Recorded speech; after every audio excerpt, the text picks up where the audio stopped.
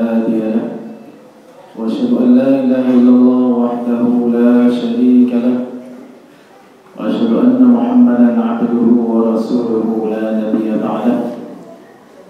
قال الله تعالى: يا أيها الذين آمنوا اتقوا الله حق تقاته ولا تموتن إلا وأنتم مسلمون. وقال تعالى: يا أيها الناس اتقوا ربكم الذي خلقكم من نفس واحدة وخلق منها زوجها وبث منهما رجالا كثيرا ونساء. اتقوا الله الذي تساءلون به والأرحام إن الله كان عليكم رقيبا. وقال تعالى: يا أيها الذين آمنوا اتقوا الله وقولوا قولا سديدا يصلح لكم أعمالكم ويغفر لكم ذنوبكم ومن يطع الله ورسوله فقد فاز فوزا عظيما. اللهم صل على محمد وعلى آل محمد كما صليت على إبراهيم وعلى آل إبراهيم وبارك على محمد وعلى آل محمد كما باركت على إبراهيم وعلى آل إبراهيم في العالمين إنك حميد مجيد. أما بعد، فإن أصدق الحديث كتاب الله تعالى وخير الهدي هدي محمد صلى الله عليه وسلم وشر الأمور محدثاتها وكل محدثة بدعة وكل بدعة ضلالة وكل ضلالة في النار. Sidang Jumat yang dimuliakan Allah Subhanahu wa taala, puji dan syukur selalu kita panjatkan kepada Allah atas limpahan karunia dan nikmat-Nya yang tidak henti-hentinya diberikan kepada kita berupa kehidupan, kesehatan, juga iman dan Islam yang kita miliki, dan juga Allah mempermudah langkah kita ke masjid ini dalam rangka melakukan salah satu kewajiban kita, yaitu sholat Jumat. Selawat dan salam semoga selalu tersampaikan kepada junjungan kita, qudwah uswah kita, Nabi Muhammad SAW beserta para keluarga, sahabat tabi'in dan seluruh pengikutnya yang senantiasa menapak jelas jejaknya dan mengikuti sunnah-sunnah. Sudah Jumat yang berbahagia, dalam pikiran hari kita akan memasuki tahun baru 2013. Nah, pada hari ini bertepatan dengan hari ke-15 dari bulan Safar tahun 1434 Hijriah. Seperti tahun baru sebelumnya atau tahun-tahun sebelumnya, mungkin banyak orang yang antusias untuk merayakan malam tahun baru, bahkan merelakan diri untuk begadang untuk menunggu detik-detik jam 00 di tahun 2013. Bahkan merayakannya dengan kembang api ataupun dengan kegiatan-kegiatan lainnya, kegiatan hiburan. Kalau dulu tahun 2000 di Mesir mereka merayakannya di dekat piramida, mereka membuat suatu pesta besar dihiasi dengan lampu-lampu yang terang benderang, tarian-tarian dan lain-lainnya. Tapi insya Allah di Mesir tidak seperti itu lagi. Maka ini adalah satu fenomena yang kita dapati di Indonesia ataupun di negara-negara lainnya, bahwa kita lebih antusias tahun baru Syamsiyah ketimbang tahun baru Islam misalnya, atau kita lebih antusias terhadap tahun baru ketimbang mengaji, ketimbang baca Quran, ketimbang majelis ta'lim, ataupun ketimbang untuk silaturahim. Sidang Jumat yang berbahagia, dalam Islam tidak ada tradisi yang diajarkan tertentu pada malam tahun baru, apalagi sampai melakukan satu maksiat, satu hal yang dilarang Allah Subhanahu wa taala. Maka ini adalah jauh menyimpang dari Islam. Bahkan Rasulullah SAW mewanti-wanti kita untuk melakukan sesuatu yang diharamkan,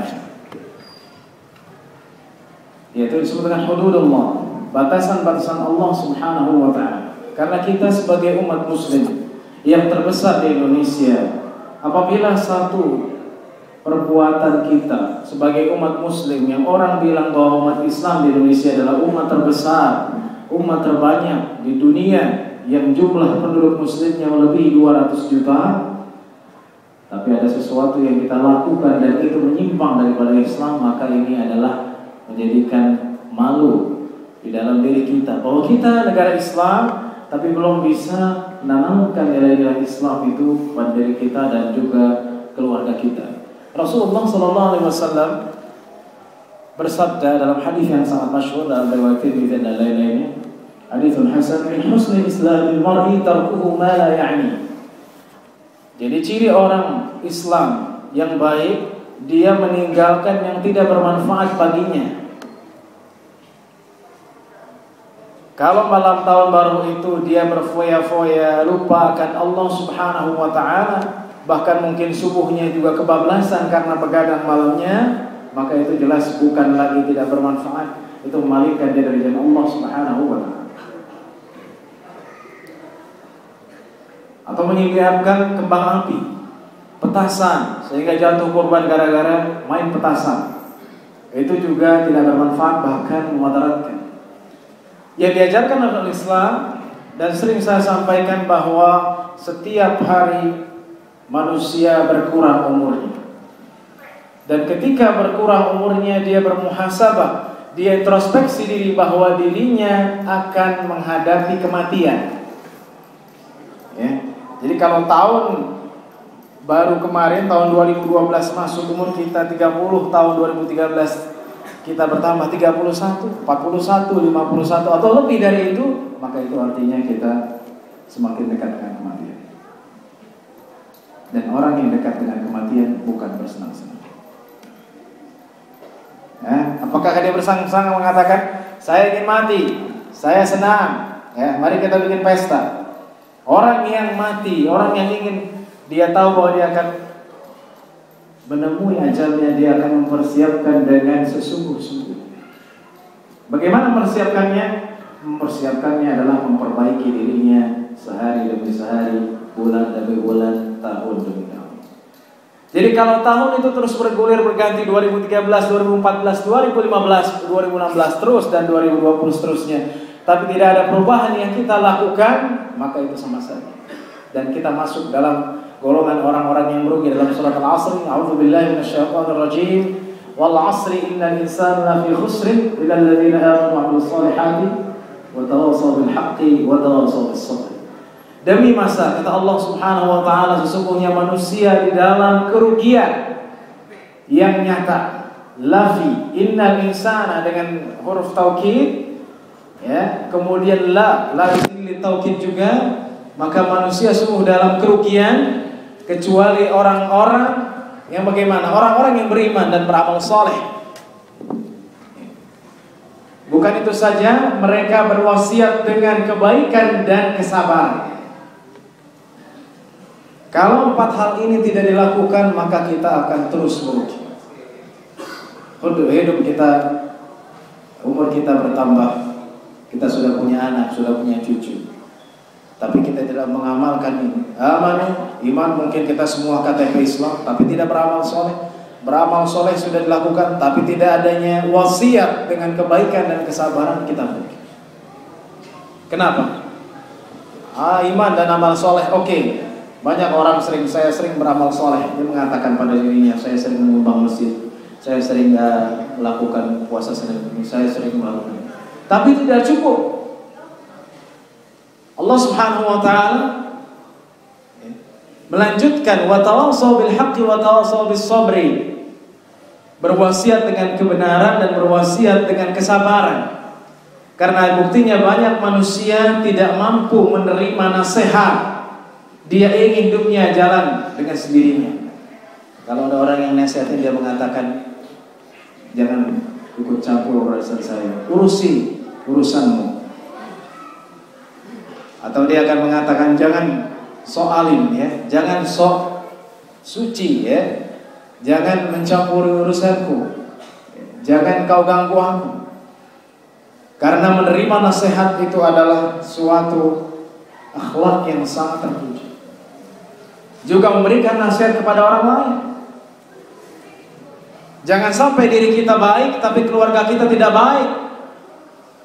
Kita rajin ke masjid tapi anak-anak kita tidak ke masjid. Kita mengaji tapi istri kita tidak mengaji. Kita melakukan ibadah di malam hari tapi anak-anak kita malah begadang main game atau nonton bola. Karena masuk surga itu mengajak orang, bukan masuk dengan ingin sendiri masuk surga. Biarin saya masuk surga anak-anak, saya tidak tahu. Yang penting saya orang baik. Mau anak-anak keluarga saya tidak masuk surga, bukan urusan saya. Maka Islam menegaskan tidak ada. Bahwa dalam Islam adalah tawassaw bil haq, berwasiat dengan kebenaran. Dalam posisi apapun kita mewasiatkan kebenaran kepada teman kita. Mungkin dia sebagai pejabat atau teman sekantor atau teman seprofesi, sebagai karyawan, guru ataupun yang lain-lain. Kita berwasiat dengan kebenaran agar manusia tidak terjerumus ke dalam satu kemaksiatan, ke dalam satu dosa, ke dalam yang Allah haramkan. Dan kemudian Allah Subhanahu wa taala menjelaskan wa tawassaw bis sabri, dan berwasiat dengan kesabaran. Karena ini kunci penting dalam menjalani hidup, yaitu memiliki kesabaran. Kenapa orang banyak bunuh diri? Karena dia tidak sabar. Kenapa orang banyak murtad, berpaling dari ajaran Allah Subhanahu wa taala? Dan kita melihat fenomena itu baik secara nyata ataupun di YouTube misalnya, kita lihat banyak orang masuk agama non-Islam atau jadi Kristiani ataupun agama lainnya gara-gara dikasih sembako. Karena tidak sabar menjalani kehidupan, tidak kuat untuk menjalani kehidupan, tidak memiliki prinsip qanaah, tidak memiliki prinsip sabar. Seorang pejabat banyak melakukan korupsi karena dia tidak punya sabar, karena dia tidak punya qanaah. Miliaran rupiah dia keruk dari harta masyarakat, dia belanjakan, bahkan dia gunakan untuk berselingkuh atau nikah dengan waktu yang sangat cepat misalnya. Kita tidak tahu apa yang dilakukannya, atau melakukan hal-hal yang diharamkan Allah Subhanahu wa taala dari uang rakyat. Kenapa? Karena dia tidak pernah dinasihatkan untuk sabar, atau dia tidak mau bersabar.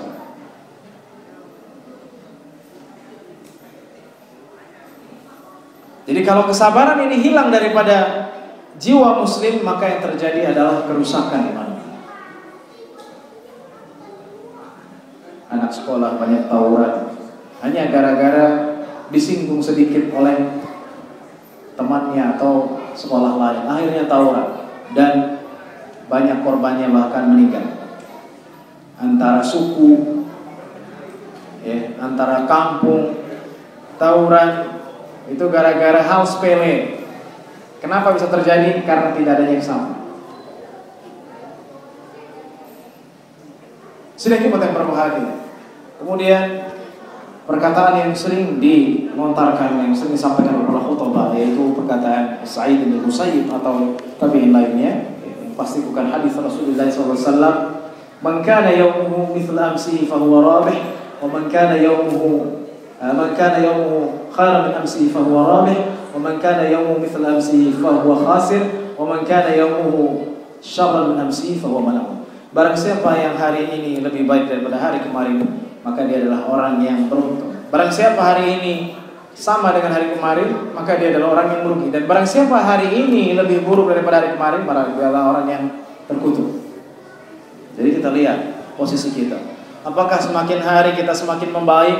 Apakah semakin hari kita makin getol infak, kita semakin ke masjid, memakmurkan masjid, mengikuti kegiatan masjid, sholat subuh berjamaah, tidak pernah bolong sholat Jumat, atau berkurang? Atau kita sama saja tahun kemarin dengan tahun sekarang, hari ini dengan hari yang lalu sama saja, atau bahkan mungkin kita lebih buruk daripada tahun yang lalu, daripada hari yang lalu, bulan yang lalu? Jangan sampai terjadi, na'udzubillah. Jangan sampai dulu kita rajin ke masjid, sekarang tidak rajin. Kenapa? Karena alasan sudah punya keluarga, alasan sudah punya istri, alasan sibuk di kantor, alasan ini dan itu, sehingga tidak pernah lagi ke masjid. Ataupun tidak pernah bersedekah karena banyak keperluan ini dan itu, banyak pengeluaran, belum bayar ini dan itu, maka ini adalah ciri-ciri orang terkutuk. Nauzubillah. Sedangkan orang yang berbahagia, kita semua mempersiapkan amalan-amalan untuk Allah Subhanahu wa taala di masa yang akan datang, yaitu hari kiamat.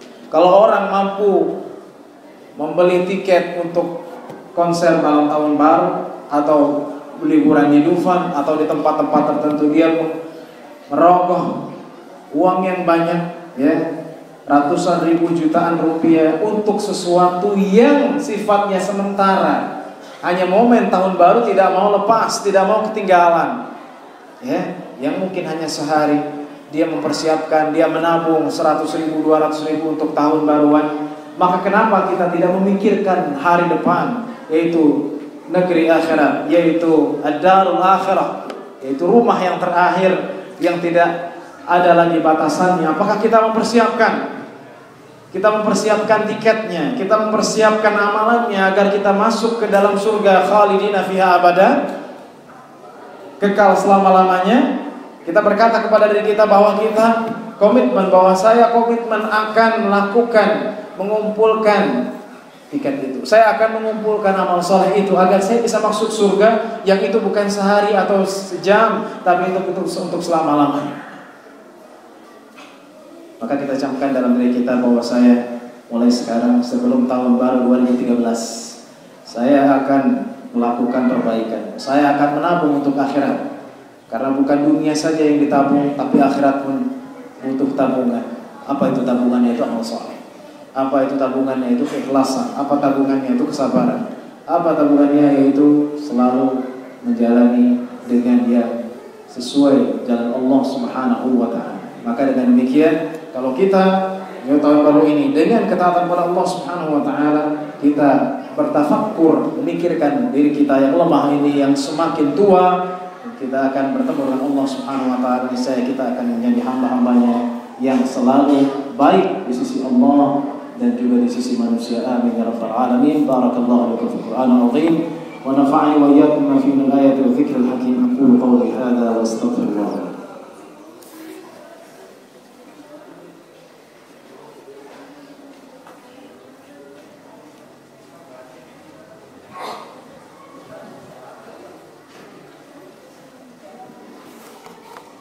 Alhamdulillahi rabbil alamin wal 'aqibatu lil muttaqin wa la hawla wa la quwwata illa billahil 'aliyyil 'azim. Allahumma shalli ala Muhammad wa ala alihi wa azwajihi wa dhurriyyatihi wa man tabi'ahum bi ihsan ila yaumiddin. Ya ayyuhalladzina amanu taqullaha haqqa tuqatih wa la tamutunna illa wa antum muslimun. Wa lam anna Allaha ma'akum wa man bada fi nafsihi wa sanna bi malaikatihi musabbihatan bi qudsihi. فقال تعالى إن الله وملائكته يصلون على النبي يا أيها الذين آمنوا صلوا عليه وسلموا تسليما. Selagi waktu berbahagia, marilah kita hadirkan kepada Allah Subhanahu wa ta'ala di penghujung khutbah ini agar Allah Subhanahu wa ta'ala selalu memberikan kita kekuatan dalam menjalankan perintah-perintahnya, dalam meninggalkan larangan-larangannya. Semoga Allah tidak mengalihkan kita dari jalan yang diridhoinya dan kita diberikan keistiqomahan, mematikan dalam keadaan Islam dan tauhid, agar kita juga dimudahkan segala urusan dan diberikan rezeki seluas-luasnya. Bismillahirrahmanirrahim. Alhamdulillahirabbil alamin. Allahumma shalli ala Muhammad. Allahumma ighfir lil muslimina wal muslimat wal mu'minina wal mu'minat wal ahya'i minhum wal amwat innaka sami'un mujibud da'wat. Allahumma ighfir lana dhunubana wa israfana fi anfusina wa sallallahu alaihi qawlil kafirin. Allahumma thabbitna al Islam wa al ta'ah. Allahumma thabbitna al syahadah. Allahumma thabbitna al Islam wa al ta'ah ya rabbal alamin. Allahumma arzuqna istiqamata fi sabilika ya rabbal alamin. اللهم ارزقنا رزقا حلالا واسعا مباركا فيه. اللهم ارزقنا رزقا حلالا واسعا مباركا فيه. واجعل هذا البلد بلدا آمنا مطمئنا يأتيه رزقه رغدا من كل مكان برحمتك يا أرحم الراحمين.